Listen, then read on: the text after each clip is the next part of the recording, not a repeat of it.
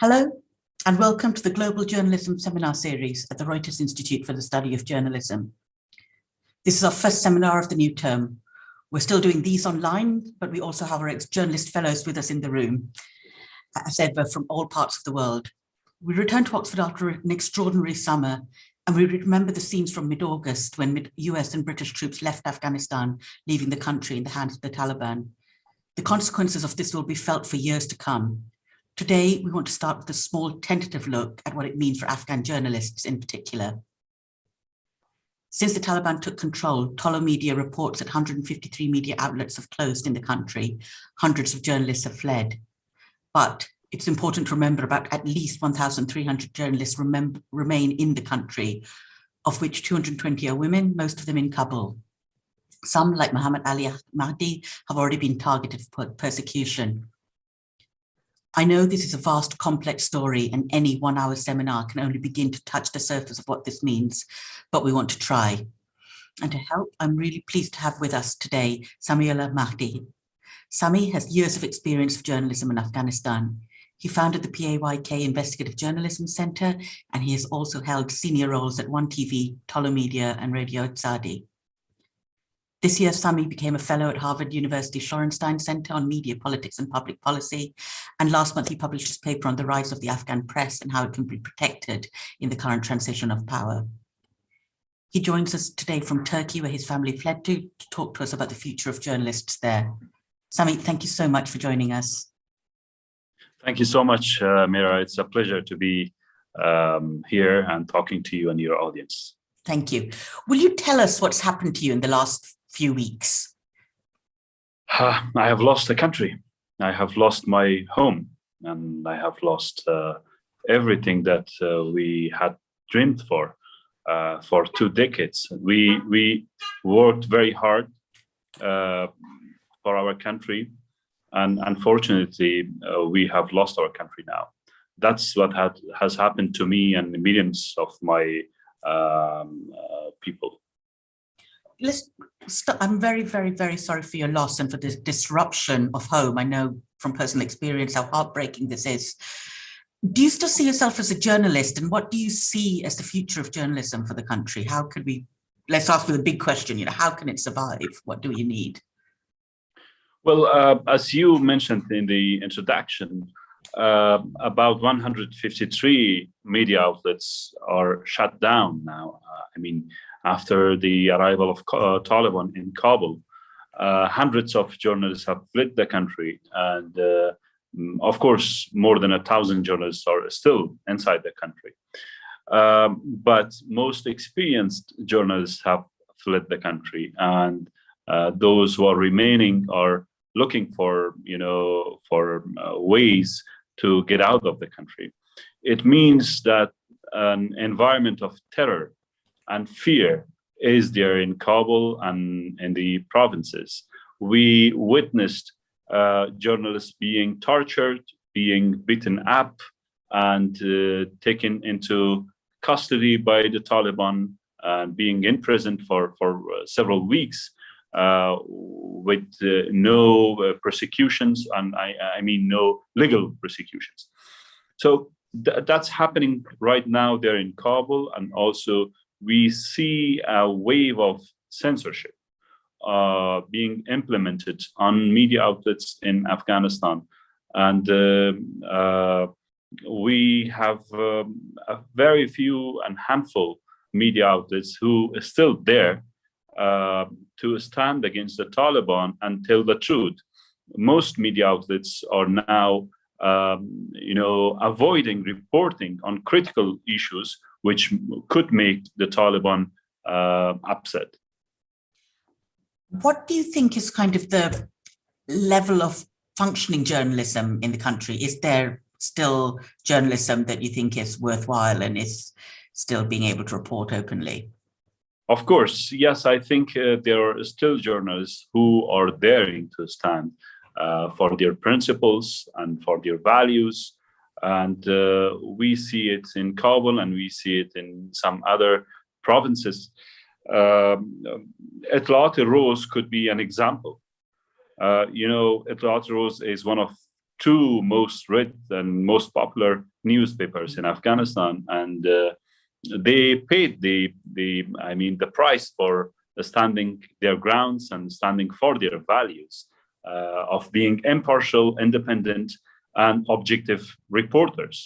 Their reporters were tortured by the Taliban, but still, when I'm monitoring media, I can see that Itlateros stands out compared to so many other outlets.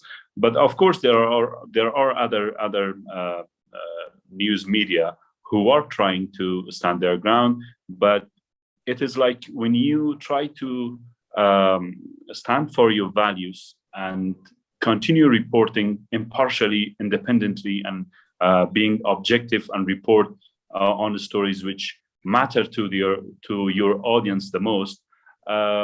At the same time, it means you're risking the lives of your reporters and yourself. And what do you get the feeling is the reaction of the Afghan population to this kind of overnight shutdown of much of the media? Is there an awareness of what's happening? Is there support for journalists on the ground?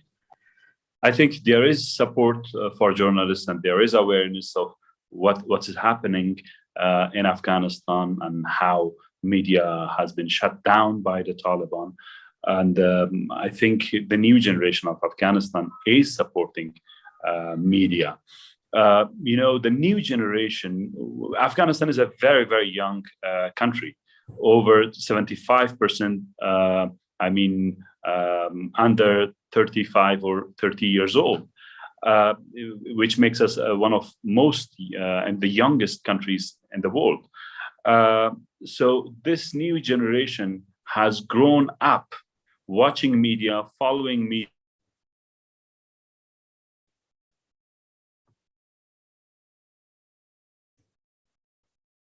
Sami, we've lost you there for a moment.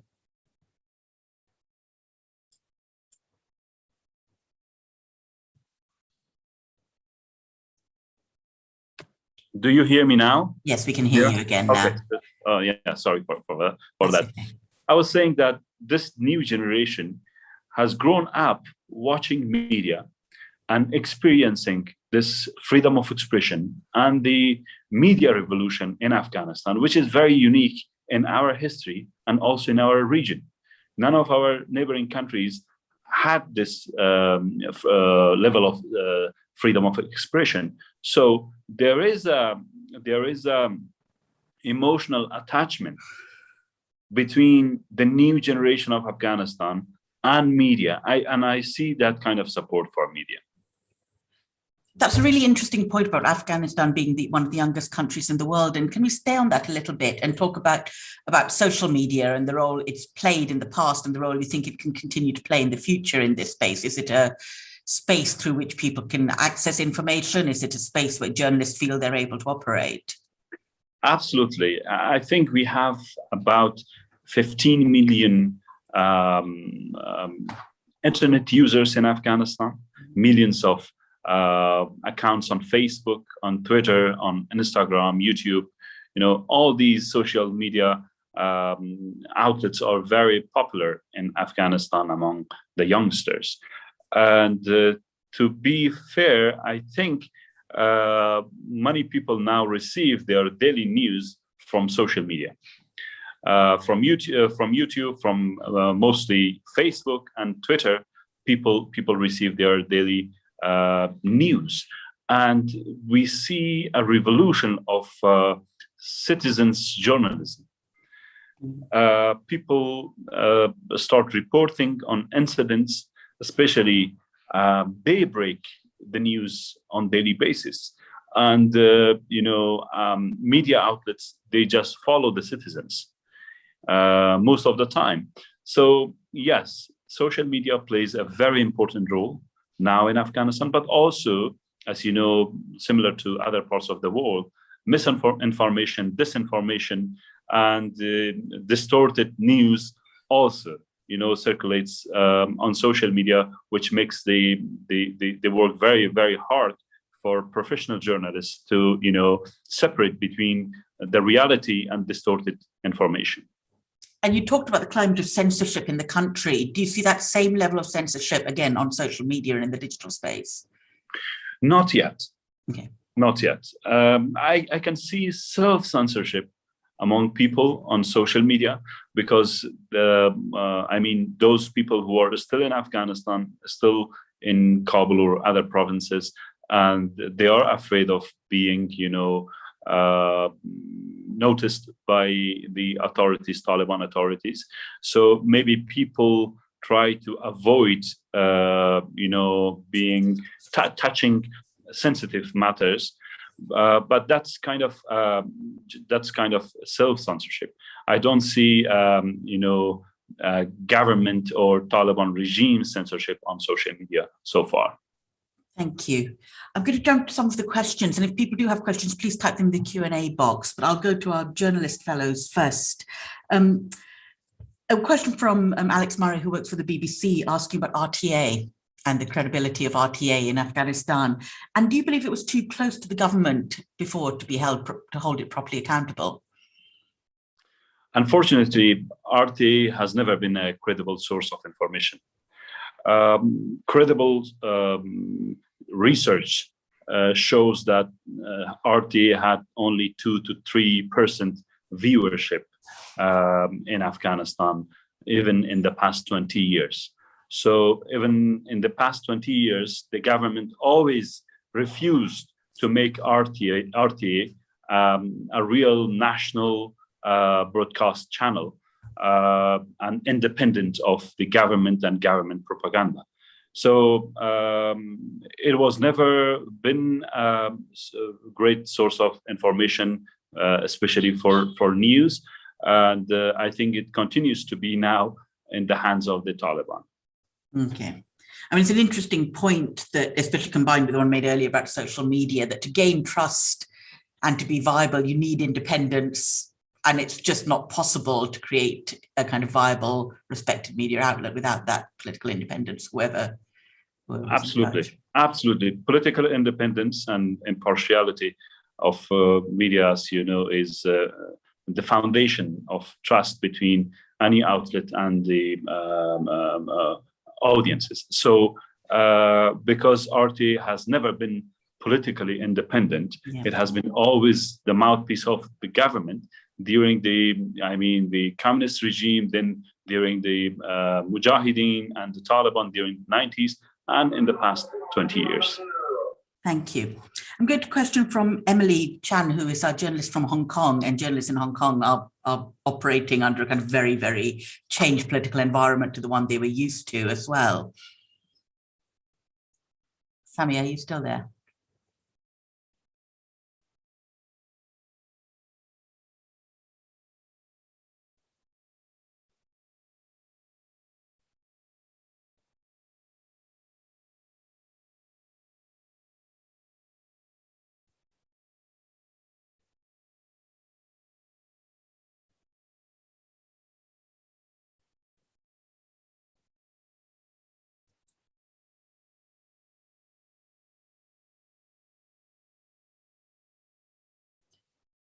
Sami is in Turkey and on a kind of slightly erratic internet connection, so we're just going to wait a few moments to see if he can be patched in.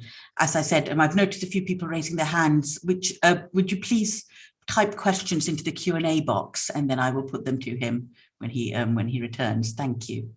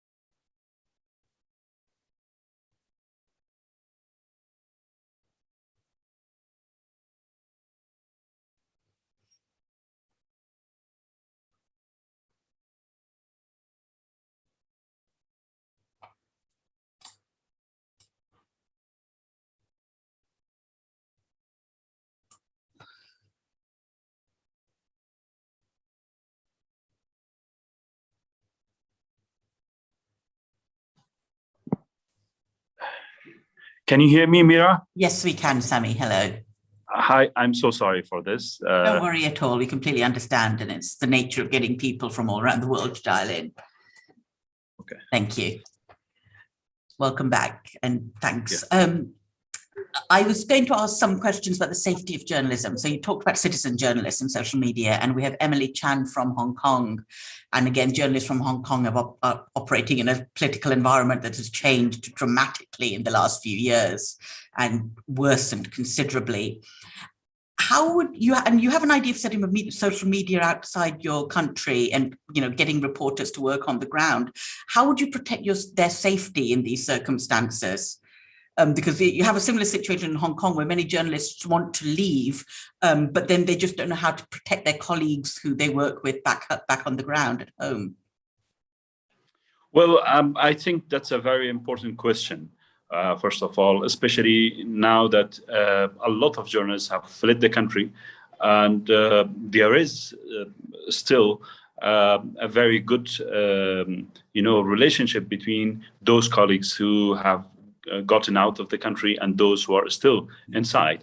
So what we are experiencing is that we get reports and leaks from our colleagues who are on the ground. And these leaks, become reports and stories by those editors and reporters who are outside the country. So using anonymous names, not putting the names of our colleagues on the stories and not revealing their information is very, very important. And I see many outlets have already started doing that.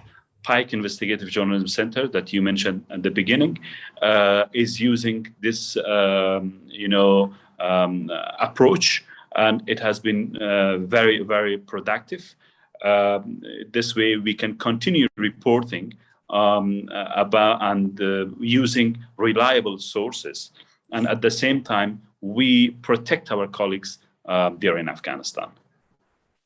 The reliable sources is an important point because essentially you have a situation where you're getting on the ground reports, but then the editors and fact checkers are essentially out of the country.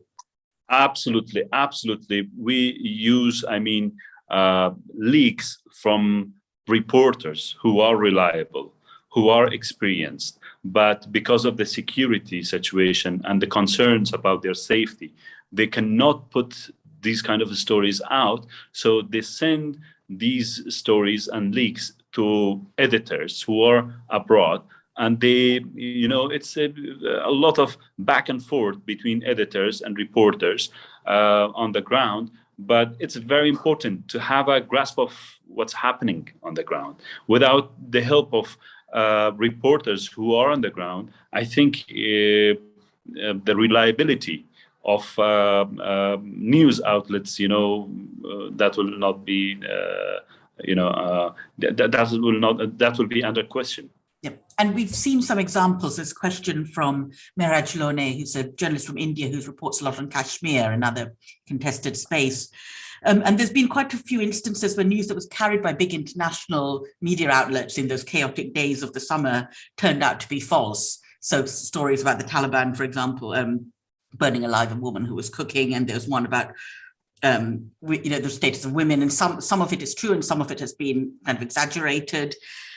And these stories have often been based on either on the ground social media, so tweets from people who purport to be citizens, or from people who are claiming to be Afghan journalists. And the question here is, why is this happening? How's this coming about?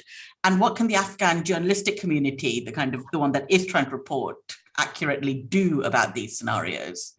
Because it undermines trust in journalism, but also undermines trust in the information space generally.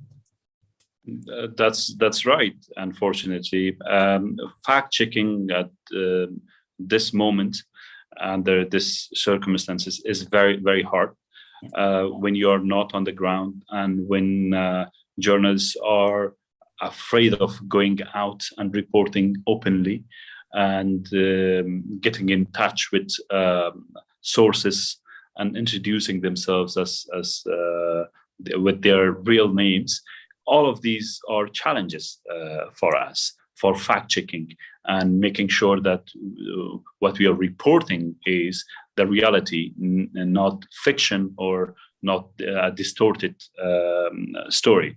It's hard, but at the same time, because we have been working in hostile environment for so long, so these tactics have become part of what we have doing in the past 2 decades.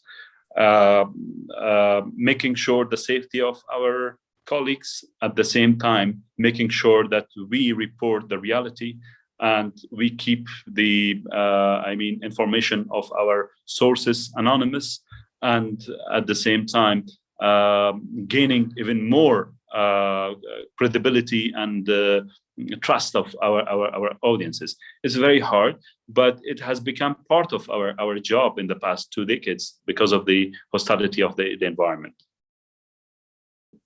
Examples or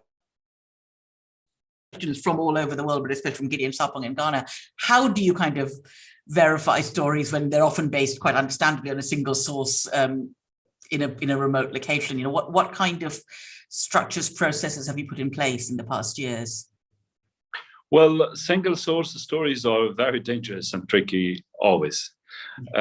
So we try our best to avoid single source stories, especially when it is related to politics. When someone leaks a story to you, and political motivation is always there. So we always try to avoid single sources, but sometimes it depends how credible your source is and how you can go around it and verify with other sources and check the facts, independently. So it is hard, but sometimes you have no choice but to depend on your single source.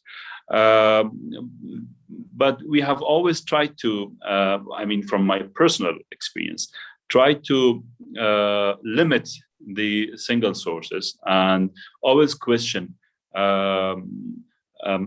the motivation behind the leaks. Okay, thank you.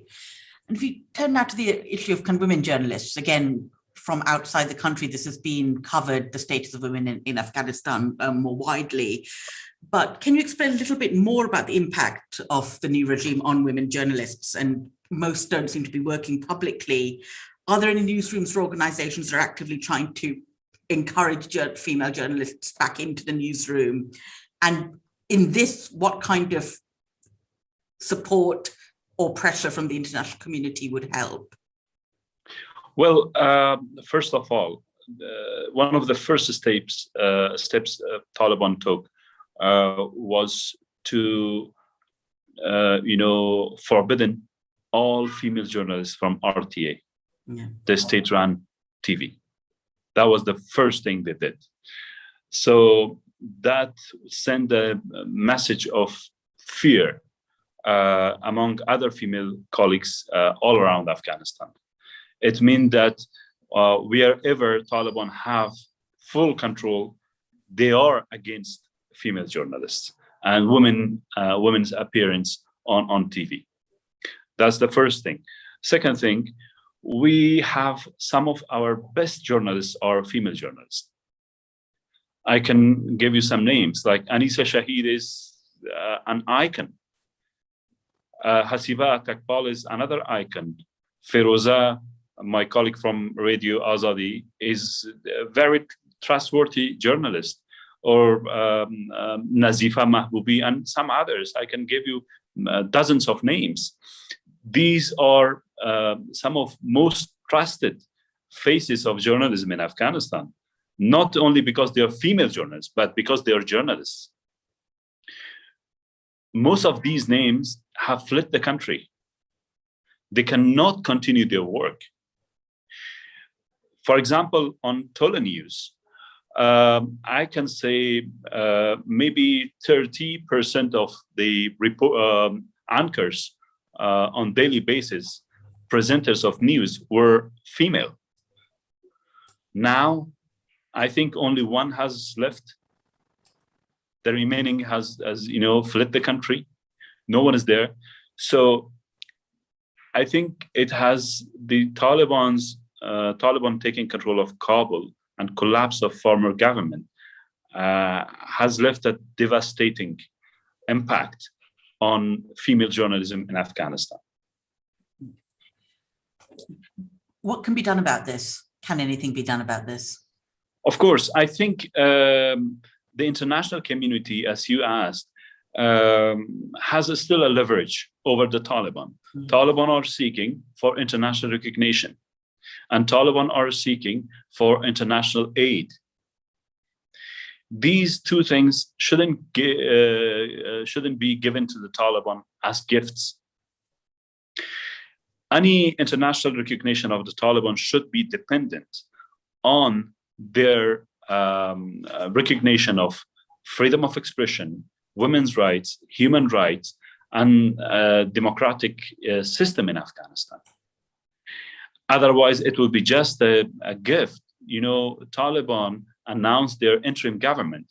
There are 33 members in this government, in this cabinet, and 17 of them are on the blacklist of United Nations Security Council because of their association and affiliations with terrorist groups or terrorism. So if these values are not recognized by the Taliban and not taken seriously by international community, this would be for the first time that a cabinet full of people with association, direct association and affiliation with terrorist groups is recognized internationally. Do you think international sanctions by the UN or elsewhere would have any effect here? I think, yes, sanctions will be helpful on the Taliban and their regime because they will not be able to pay the salaries of their staff or the civil service members, and sanctions on their movement outside Afghanistan is very important, and it has been impacting them, and they have been asking for an end to these sanctions.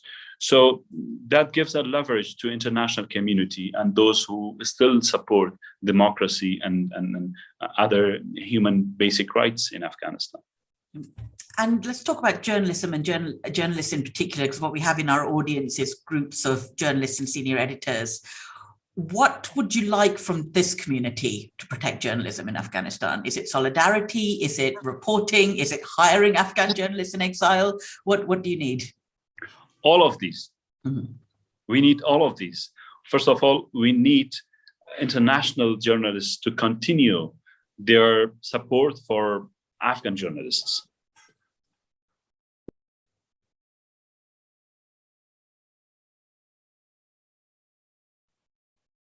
We will return to Sami again.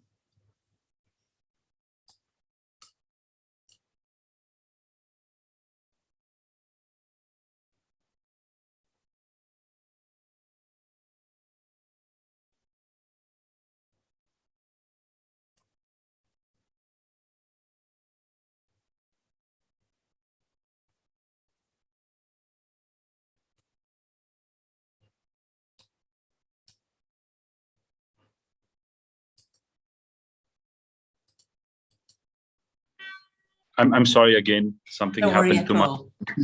So I was saying, first of all, what we need is support for international journalists and continue working with their Afghan counterparts in Afghanistan and abroad.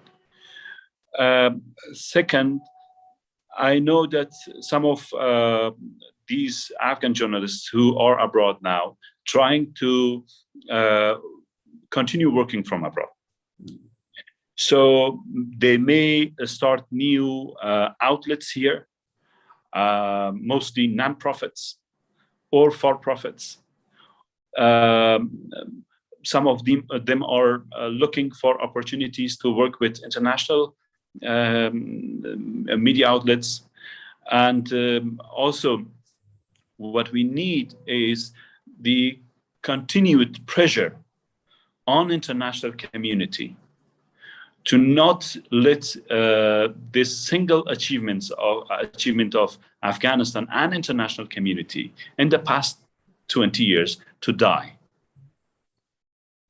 I mean, look, after the flee of President Ashraf Ghani and his team, our national army collapsed, our national police collapsed, our parliament collapsed, our government and its institutions collapsed. But media is still there. They're working and they have continued reporting. And for that, I feel, honored to be part of this community, although I was not privileged to remain in the country. But I see my colleagues are so brave, so courageous, that they are reporting from the country under unbelievable circumstances. So I think international community and international reporters and journalism community could help and support media in Afghanistan still. Thank you. I'll come to that. Yeah, Sami, could you turn yourself around? We're seeing you on your side. Could your camera be changed? There we go. Thank you. That's perfect. Thank you. It's a really moving and very obvious but very striking point that the media in Afghanistan, that journalists in Afghanistan have carried on when the rest of the state has collapsed around them. I hadn't actually thought of it like that, but you're absolutely right. And the journalists' ability to keep on reporting is breathtaking. Question again from Alex from the BBC. What can the international news agencies and international reporters with their relative safety and resources and stability, what can they do in how they report Afghanistan? Like what can they, what kind of reporting do you want to see going forward? Well, international media has always done a wonderful job on reporting on Afghanistan. But at the same time, I would suggest to focus more on day-to-day life in Afghanistan, real life stories in Afghanistan. For example, when all of these things were happening around Kabul airport, all international media outlets were focused just on Kabul airport. Almost everyone forgot what was happening in the rest of the country. People were being killed, door-to-door search for opposition or civil society activists and media activists and journalists started. Almost no international media reported on these issues because the focus was still international community itself. And it's, evacuating its last troops from Afghanistan. That was the center of attention, not the lives of those Afghans who were there.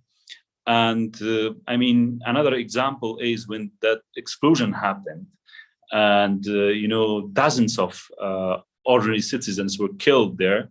That was not the headline. The headline was the death of American soldiers, which is also very tragic. But it says a lot when 12 lives matters more than hundreds. So I think putting the lives of citizens of Afghanistan, giving it a priority and reporting from different corners of the country and not trying to whitewash this group or another group is very important. You quite rightly said a lot of international bureaus had invested very heavily in Afghanistan, opened significant bureaus there in the last 2 decades. Now that they've had to evacuate or have decided to evacuate for the safety of their staff, how easily what do you see so far? Do you see a kind of pulling back of reporting on the ground in Afghanistan? And are you concerned that once the drama of the airport scenes pass, that the reporting levels will go right down? It has gone down already. Yeah. So as international outlets are have evacuated already, many of them, from Afghanistan. So Afghanistan is not in the center of news for that reason anymore. But people, more than 35 million people live there. And people of Afghanistan, ordinary people of Afghanistan, and especially the new generation, has been the partner of international community there. And we, took pride to say, the international community took pride to say that we have educated Afghan people. Millions of children are going to school. 4 or 5 million girls were going to school for the first time in the history of the country. So what will happen to these people now? When Taliban have decided to, block girls from going to school and universities, what will happen to them? We took pride in saying that journalism and media is a wonderful achievement in Afghanistan. So what will happen to that? I think there is still life going on, and there is still misery and tragedy going on in Afghanistan. We should continue reporting on Afghanistan and telling the stories of ordinary people for the world. News stories fall off the news list when they become unremitting despair, when it becomes a story of nothing can be done. And I can see from outside that ends up being what the Afghan narrative is. And you're absolutely right that that's not the case. Could you tell us some areas where you see a sense of possibility or of optimism for Afghan journalism and for life in Afghanistan? Absolutely. When I saw first women demonstrating against the Taliban and demanding their rights, their basic rights of education, work, and civil freedoms and independence, I for the first time, after months of being so depressed, I felt happy, and I thought, no, Afghanistan has changed. Afghanistan has changed, and media has been part of this change in mentalities. So if women now dare to stand against the Taliban and demonstrate for their rights, it means Afghanistan has changed forever. So that gives me hope for the future. It means, yeah, we understand that Taliban has not changed. They are the same group, the same ideology. If they change, they will not be the Taliban anymore. They will lose their brand and they will lose their ideology. But Afghanistan, the country, the population has changed. This change will not let the Taliban to continue ruling like this forever. It will be impossible for Taliban to rule like this forever. And the first to stand against them are women. They were able to suppress women in 1990s, and we never had any demonstrations against them. Now women are out on the streets and demanding their rights. For me, it's a very big change, and it is a result of education and the revolution of information and access to information in the country. That last bit was going to be my next question.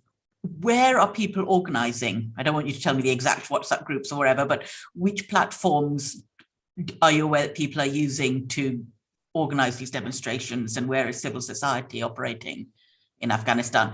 And related to that, you talked about censorship on social media, and the Taliban don't yet censor social media in the same way they censor more legacy media. Is that because they can't, or they just decided it's not worth trying?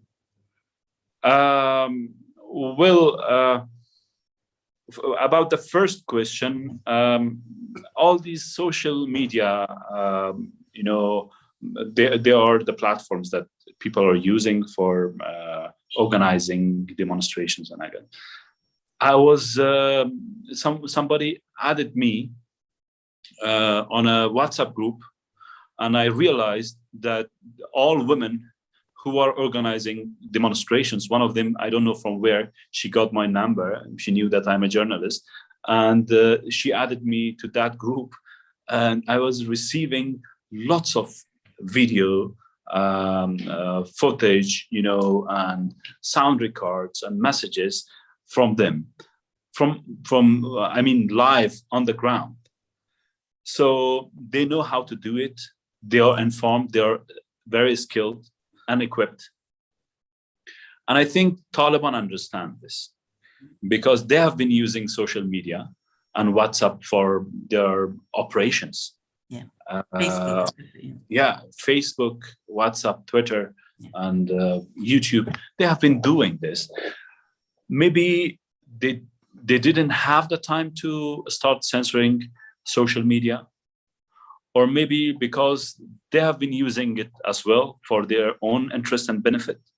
So they have not started censoring yet, but that is one of my fears for future, because when Taliban started attacking the Panjshir Valley, one of the last provinces, actually the last province, which was standing against the Taliban, they,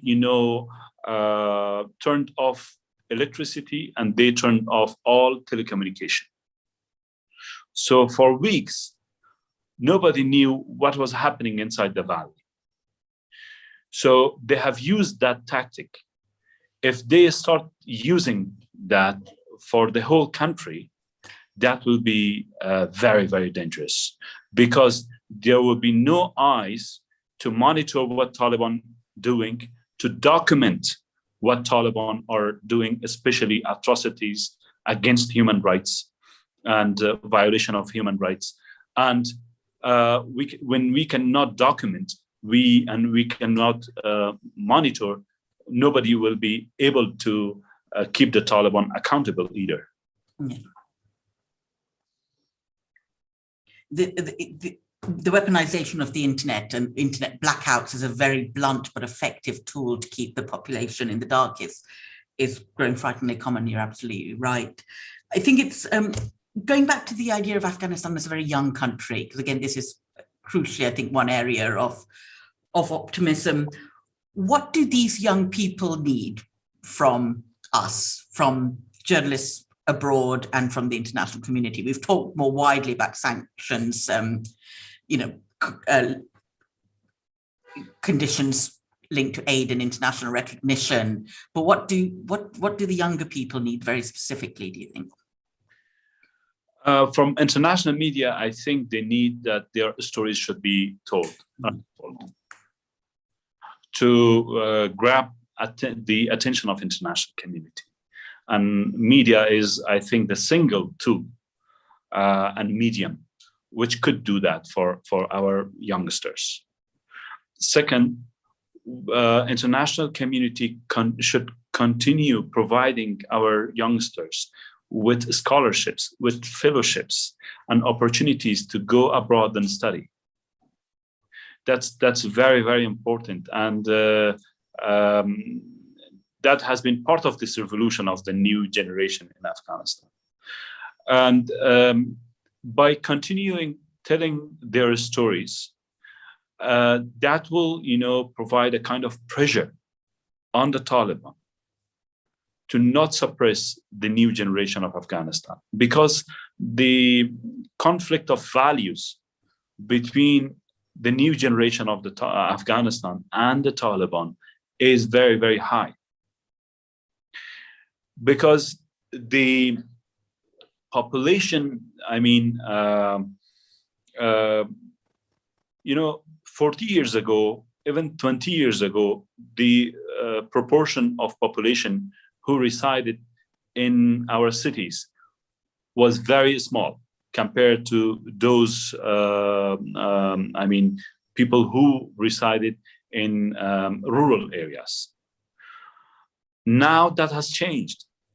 Only Kabul city has over 6 million population.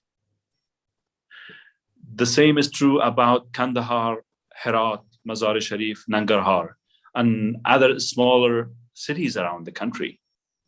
So these people in major cities and even smaller cities, they have grown up with different values in the past 20 years. They have experienced for the first time democracy.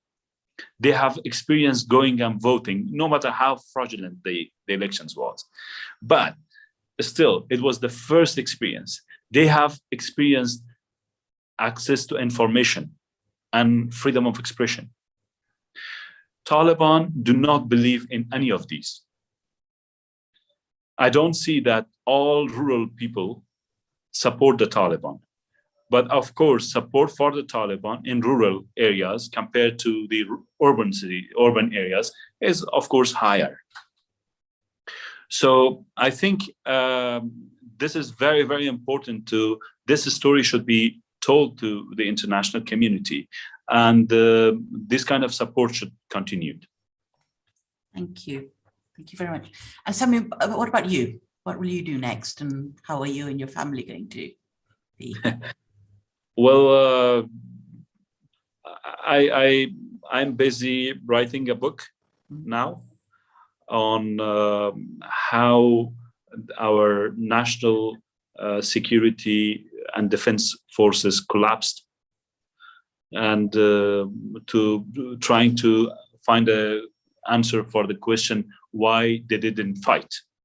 What was the reality behind that? That's on my priority list. Second, I continue my work as a journalist. And we spoke about Pike Investigative Journalism Center. I continue my work there. We produce investigative reports. We produce fact-check reports, and a number of other activities we do there. And the only thing that I cannot continue doing is teaching at Kabul University. After the attack on Kabul University last November, which we lost 18 students, and 16 of them were my students. I had taught them for 2 years. After that attack, I was not able to go back to university and to my class to teach. That's very unfortunate, but I continue to do these things from abroad. Sami, I'm so sorry for all that we've lost and that you are continuing to lose. It's beyond heartbreaking. That sounds trite. Your thoughts are with us and all our sympathies. And there are lots of questions here about what can we do to support you. And I think you've answered some of this, and you're absolutely right that support Afghan journalists, both with their initiatives, with the news outlets they try to create at home and abroad, help them in their careers. And you're absolutely right about scholarships, fellowships, and trying to find ways to continue a dialogue with the people still inside the country, because it's absolutely important that the international eye remains on the people as well and doesn't get forgotten. Thank you so much for your time. We really appreciate it. Thank you so much, Mira. Thank you so much. The last point I want to make is that Afghan people, like any people on the world, have a right to live and have a right to have access to education, security, safety, and their basic human rights. So the first thing that international community could do is pressure the Taliban and their supporters.